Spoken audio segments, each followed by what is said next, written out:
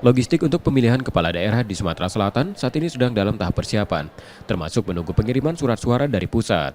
Ketua KPU Sumsel Andika Pranata Jaya menyebut, surat suara untuk pemilihan gubernur, wali kota, dan bupati masih dalam proses produksi dan akan selesai antara 12 hingga 15 Oktober.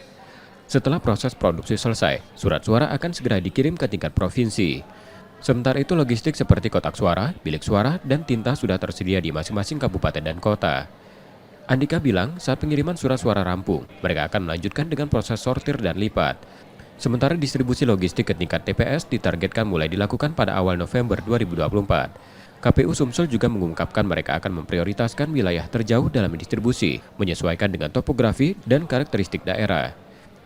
Beberapa wilayah perairan seperti Kabupaten Banyuasin dan Ogan Komering Ilir, serta sebagian di Musirawas dan Musirawas Utara, akan mendapatkan perhatian khusus dalam pengiriman.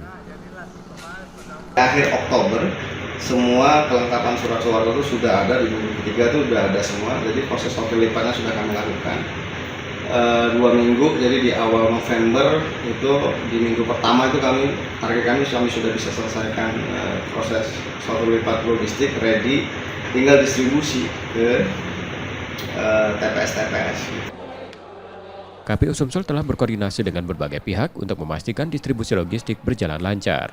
Reski Oktora, Muklas Diferensial, Kompas TV, Palembang, Sumatera Selatan.